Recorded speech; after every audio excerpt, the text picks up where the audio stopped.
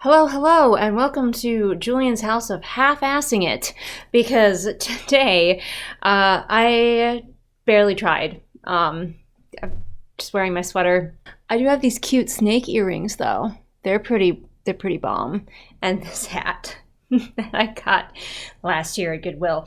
So, our attempt to be on brand for spooky season is pretty sad, quite frankly, but I needed to do at least one, I felt. I'm going to take this off. Sorry for those who love the hat. It already left a mark on my head. It's a little small. Now, anyone who's actually physically watching this can be distracted by the hat mark on my head. Anyway, so a problem that I was having this spooky season is while I was listening to many a book with spooky themes, none of them were making me overjoyed or angry enough to feel like they warranted a review. I do have one that will be coming out later, which was a request from a patron. It's still coming. I thought it'd be fun if my husband also read it, and then we could do like a joint review, but he's reading it really slowly. He's kind of using it as his car book, and so he's really only listening to it when he drives. And he does not listen to books on faster speed, so he is moving through it real slow.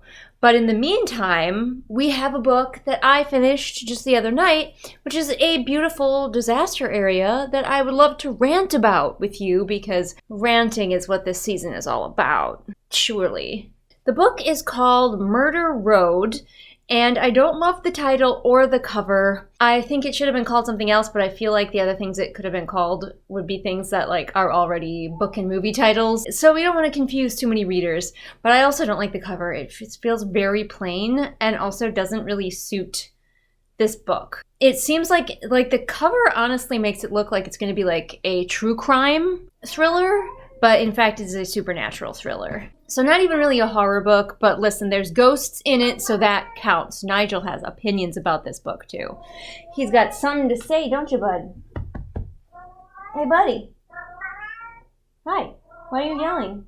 He's very talkative in his old age. Either he's losing his hearing or his mind. We're not sure which, but either way, that's fine. So Nigel, the book that we're talking about today is Murder Road, and it is by an author who I have tried to read one other time. She wrote The Sundown Motel, which I didn't like.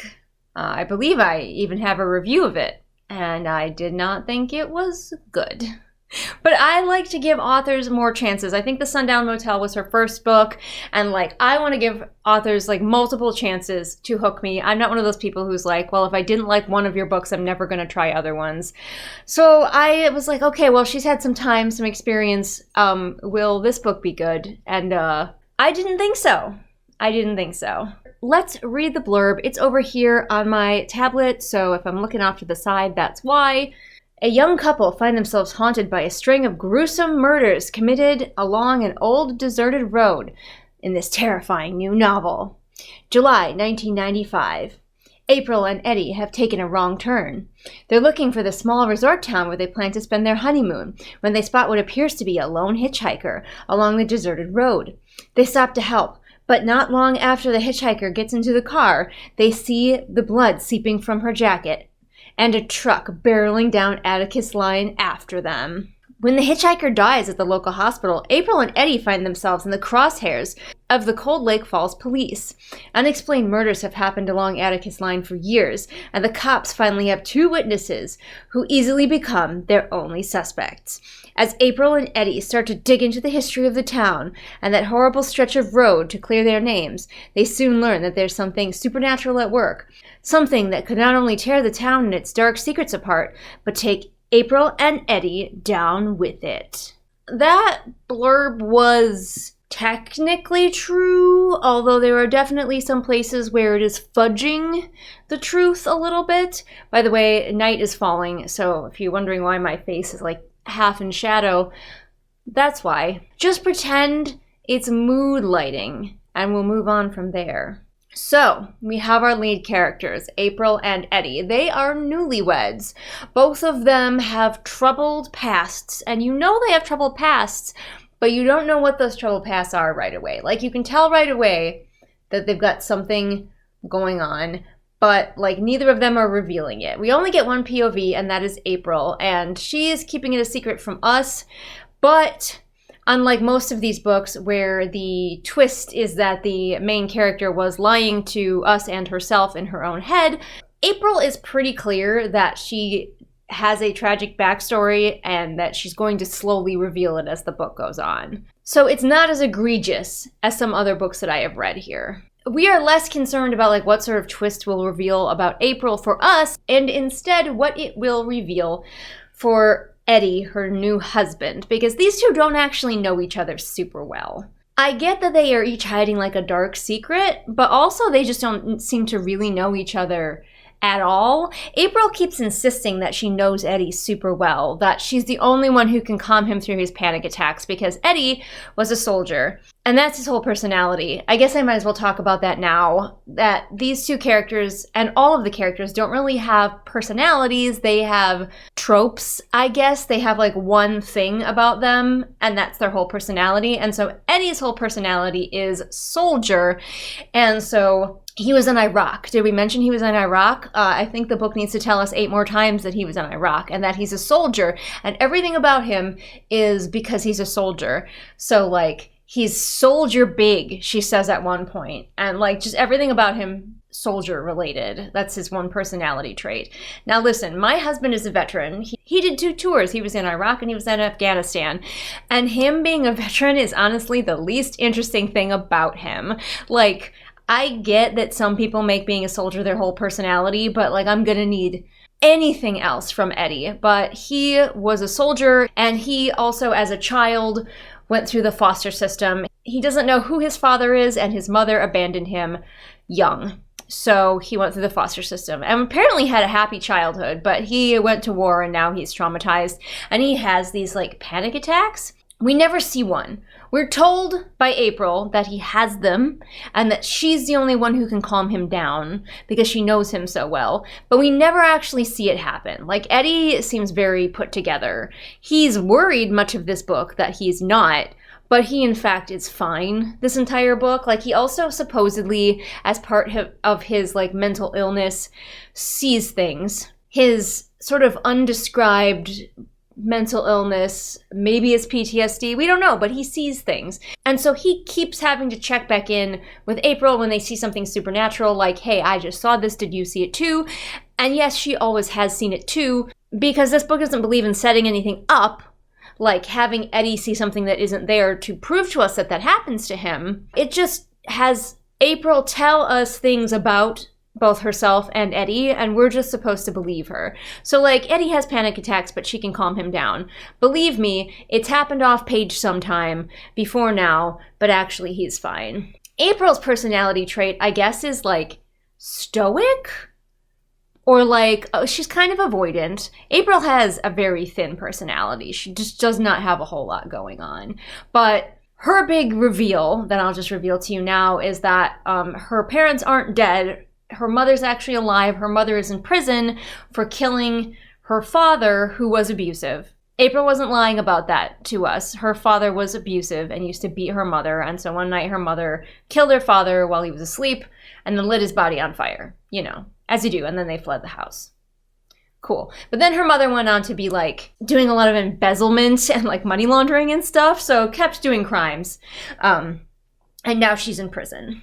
And April has just like disconnected from her completely, doesn't want anything to do with her, but has used the skills that her mother gave her to like change identities really, really well to be the person that she is now. Because she and her mother used to change identities all the time. But the identity that she is now is the one that she wants to keep forever. And she is Eddie's wife. And she's pretty much made being Eddie's wife her whole personality, to be honest. Like, she's one of those women who's like, I am married, and that's the best thing about me. So we've got these two people who don't really know each other, like, at all, because they don't have any personality traits except for, like, the things that they're keeping secret. And Eddie being a soldier, and he's hyper confident because he's a soldier, and he's big because he's a soldier. And we also have the dynamic of the very, very large man and the teeny tiny petite woman. Even in our supernatural thrillers, we cannot escape it. So they're driving down the road on the way to their honeymoon, except they're lost. They can't figure out where they are. It is, what was it, It is 1995. There is no GPS, so she's trying to read a map in the dark, and he can't find signs, so they're lost. And they get on this stretch of road, and like the blurb says, they see a hitchhiker, and they stop because she seems to be in distress. She's like staggering, and they're like, oh, we don't want to leave her out here. So they get her into their car, and like this first section is actually pretty thrilling. Like I was fairly on board for this first section. They get her into their car, and then they find out, oh no, she's been stabbed, and she's like bleeding out. But fortunately, the girl kind of knows where they are, so she's like, there's a hospital in the next town, like look for the exit sign. So Eddie is like flooring it so they can get there. And April like turns around in her seat and is comforting the girl. Not trying to help her or bandage her or anything, just comforting her. We get our first hint here that like something is going on with April, that she has like some kind of experience with this, because she like makes meaningful eye contact with this girl. Like, I understand you, I've been there. And I was waiting to find out that like April had been kidnapped at one point and escaped, and that's why she was like so relating to this girl. But it turns out that it was just because April had been abused by her father when she was a child, I guess. Did he stab her? It's really unclear why April like has this moment, this meaningful moment with this girl where she's like, we're the same, we understand each other. She looks at me and she knows that I understand. Like, what was that? I don't know what that was. It seemed like we were setting up April to have a bigger plot twist than just her mother is still alive but in prison. Anyway, so they're speeding along, and all of a sudden there's a truck behind them, and the girl says, he's coming. And I'm like, ooh, car chase, danger, oh my goodness. And for a minute I even wondered if April and Eddie were like the setup couple. You know how sometimes in a horror movie you have like people that you follow until they die, and then you follow the real main characters. And I was like, is that what's going on right now? I don't think so, but maybe it is. But no, the truck just stops following them. They pull off, they get on their exit, and there's a street lamp, and the truck stops following them. And April thinks, he doesn't want to come into the light. And I'm like, okay, are we hinting that it's a supernatural truck? It's not. And that plot point really doesn't go anywhere. There's several things at the very beginning of this book that feel like they're setting up for something bigger, and then they're not. They're just, I guess the truck didn't want to come into the light because then you could see his license plate, but that doesn't make any sense either, honestly, because we'll find out later what the big twist is, which I hated, by the way. Hated the twist. But they're here, they get to the hospital. Eddie loads the girl into his arms and bundles her inside, and then they're both like, okay, what do we do now? Like, we saved her, what now? And then the cops are all there, and the cops are like immediately like, you two have blood on you, and that means that you tried to murder this girl, and then you brought her to the hospital and carried her inside while she was still alive. Because that's what murderers do. Like, this plot point is the dumbest one. Not only are the cops fully 1000% convinced that Eddie and April are the murderers that have been killing people, but Eddie and April are kind of like on board with it. They don't think that they're the murderers, but they're like, of course the cops would suspect us because we have blood on us and we brought her to the hospital. That's what murderers do. Oh my God, we look so suspicious. And I'm like, what?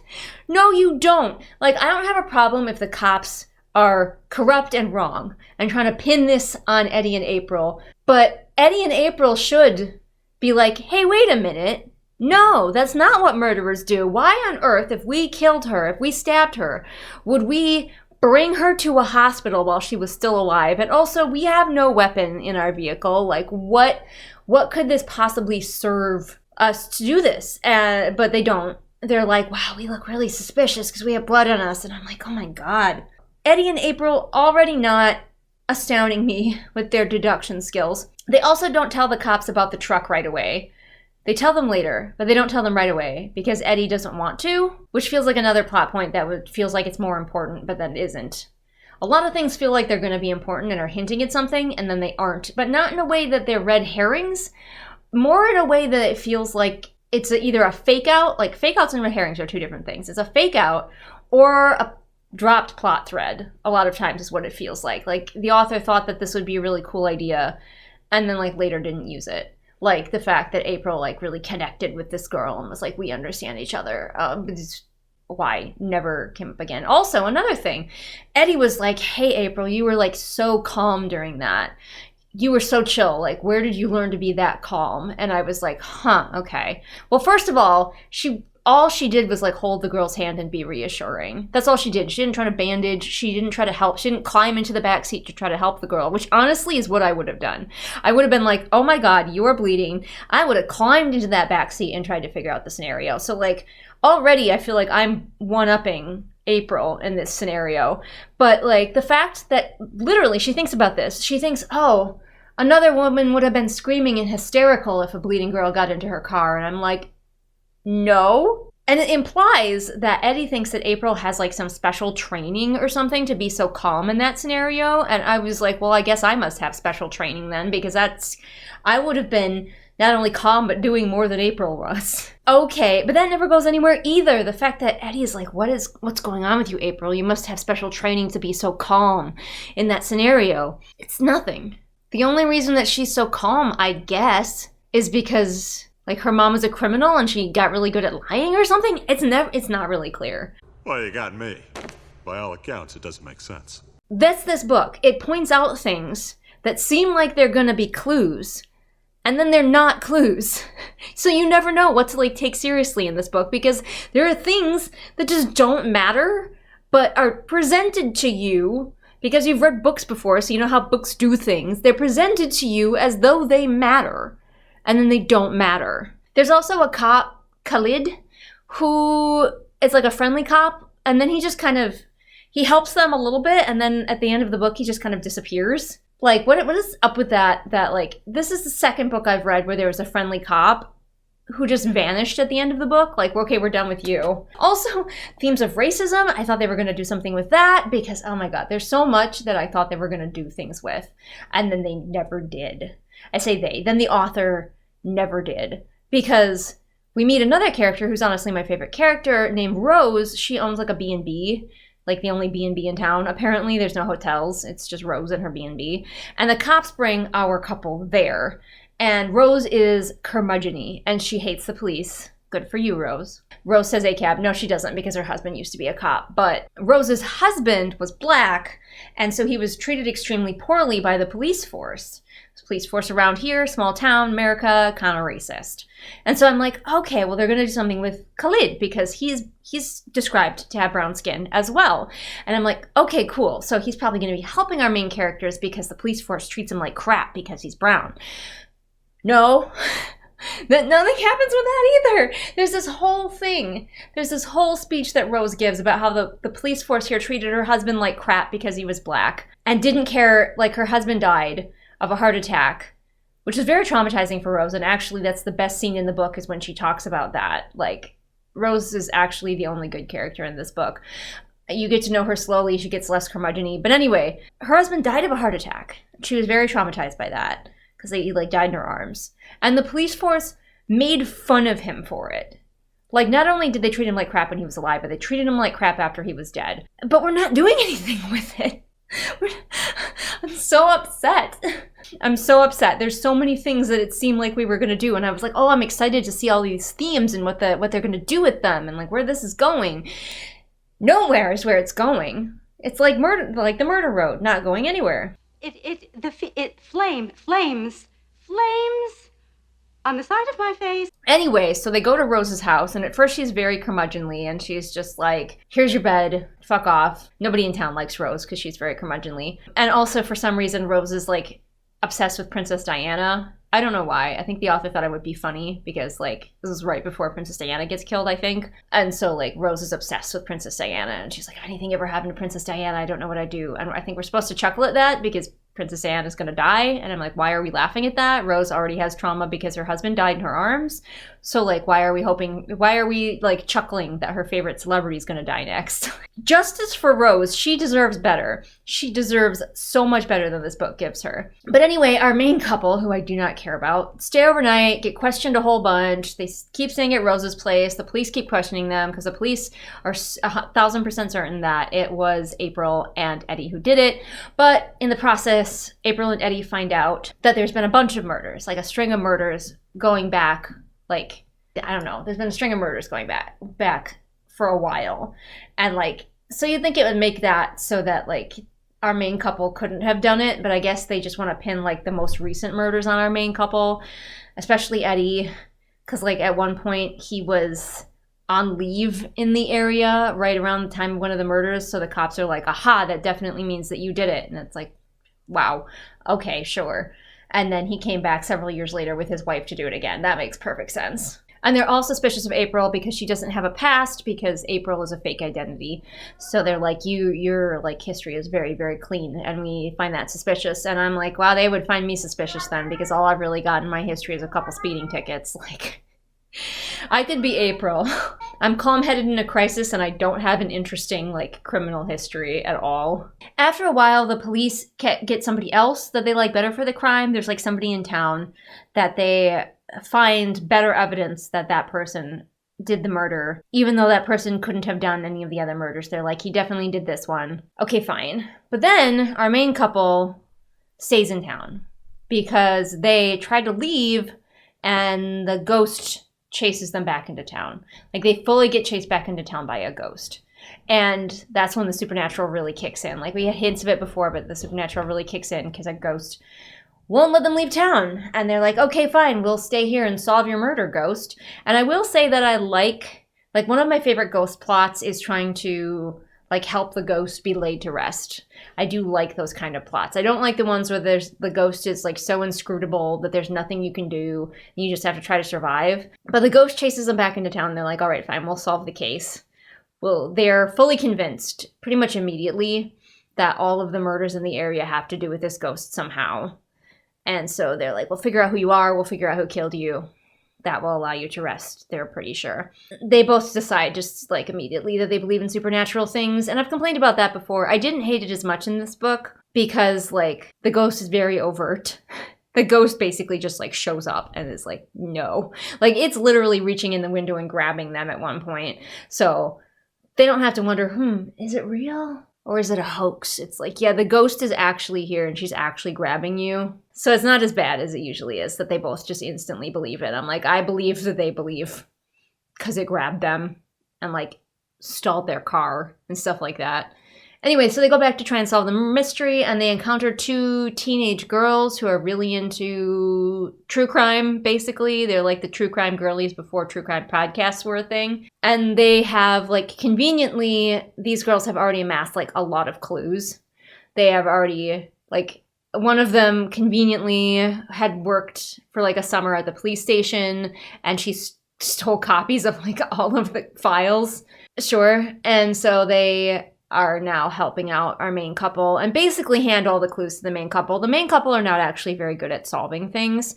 They mostly just kind of bumblefuck around until they bump into a clue. And so they bump into the girls, and the girls give them a bunch of clues, and they're like, okay, we're pretty sure we know who this person is. And they are correct. Their first guess is correct also, which is kind of disappointing. And they're like, it's this woman named Cheryl, I think. I think her name was Cheryl or Sherry or something like that.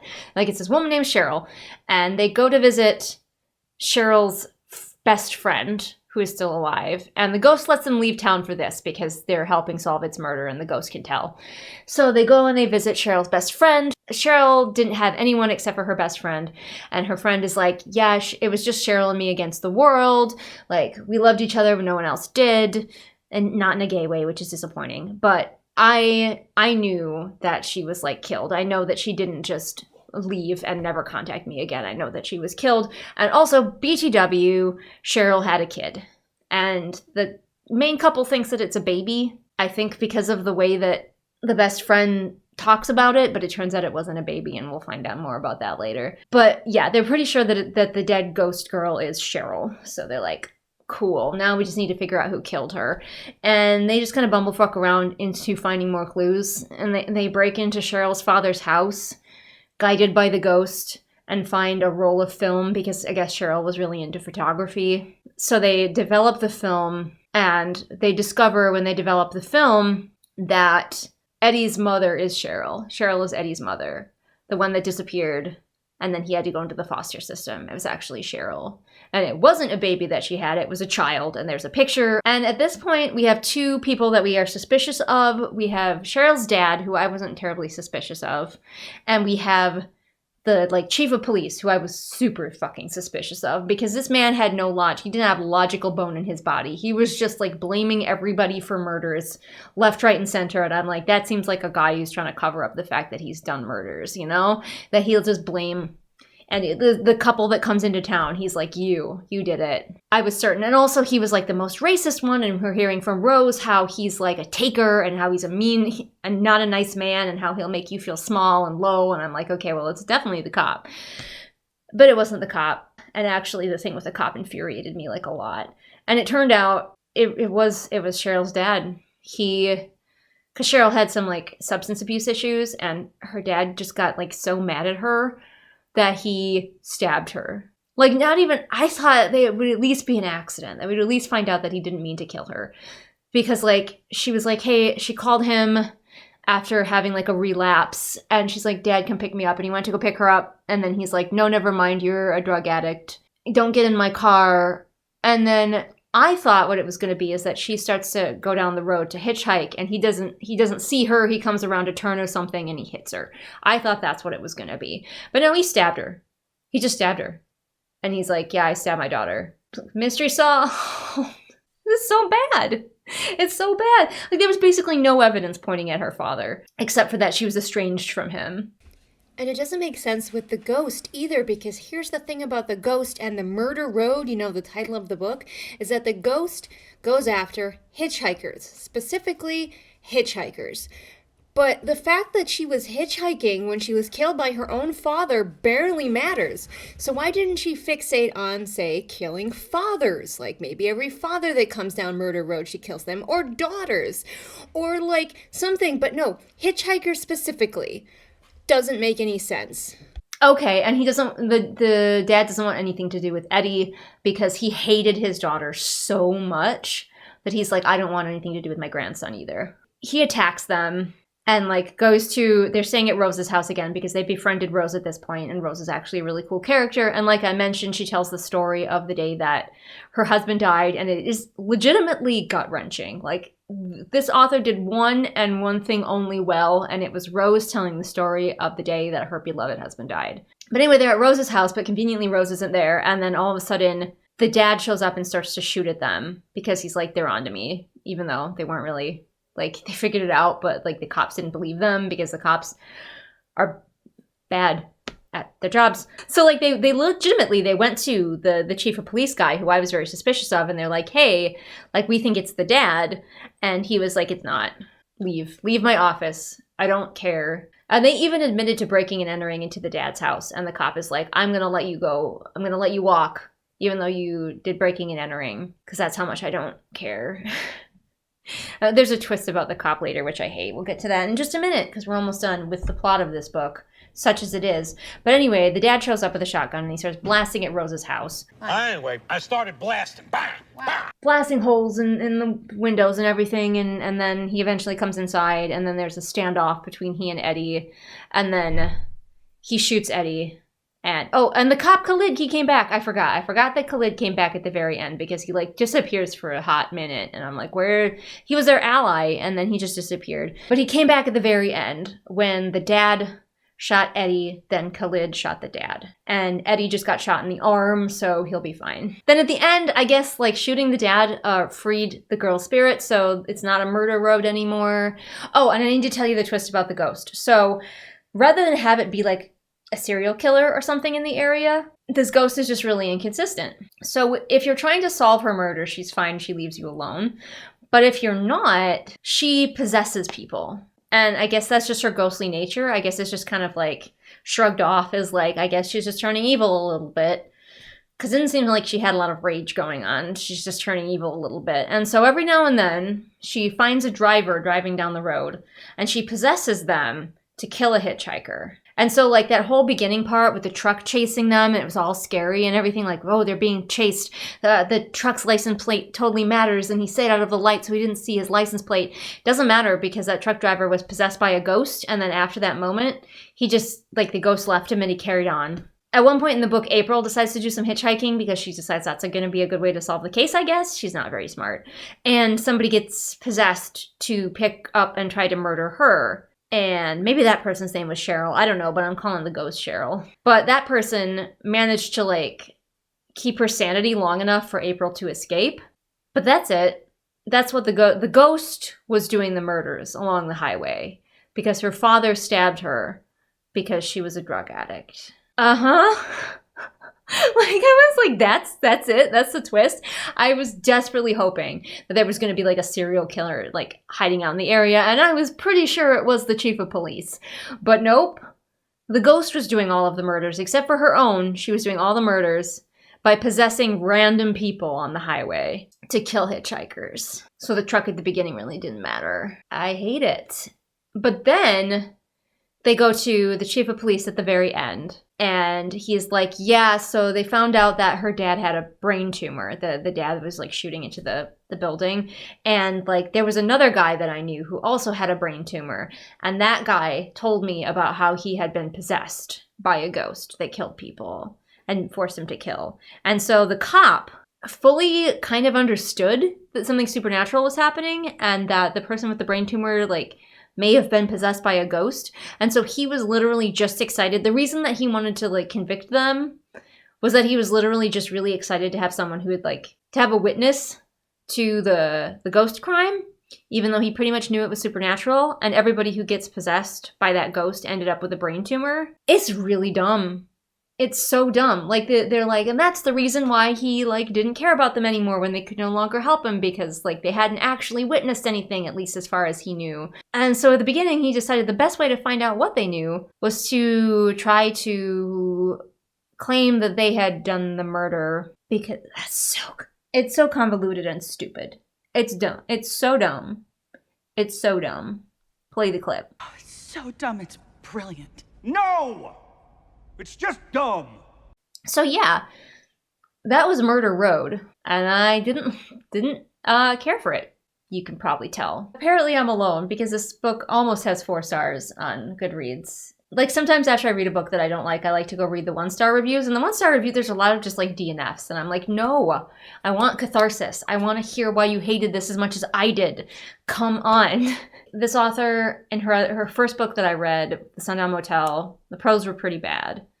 But I was like, okay, well, she must have improved. And I do legitimately think she has improved, but still not that good. But I am noticing that we tend to be a little bit more forgiving of thrillers not being terribly well written. And I don't know why that is. Like, I feel like thrillers can have beautiful writing too. Oh, so yeah, what can we learn from Murder Road? I haven't been doing these lately because I keep forgetting. I think that what we can learn not to do is have a whole bunch of plot points that feel like they're going to matter, and then they just get dropped and don't actually matter. We can avoid that. What did this author do well? I liked Rose's character. I liked that she was very curmudgeonly and standoffish at first, and then as you got to know her, she had a lot more personality, and aside from the weird Princess Diana obsession that I think was for us to make fun of her, she's actually a fairly well-rounded character, honestly. So, like, I guess we can learn how to do a good side character from Rose. No one else, though. No one else. Real quick, if you're like me and you love a supernatural thriller, I might have a new one that you might not have heard of. That's right, because I wrote one, and I'm an indie author, so no one's heard of me. Anyway, if you're interested in a found family, character-driven, and quick and easy read, check out Second Floor. It's set right in my hometown in Wisconsin, and it has a chubby orange cat named Cheese. Why wouldn't you pick it up, honestly? Anyway, thank you so much for watching and getting into the spooky season with me right before it's over. Don't forget that you can support me on Patreon, where you can get exclusive content not seen here on the regular channel, or you can become a channel member to see that exact same exclusive content. And you can always hire me to be your developmental editor. Come find me on Fiverr. We'll talk. We'll figure out what's best for your book. Thanks so much for watching, and I will see all of you again next time with whatever it is I happen to be doing next time. Bye!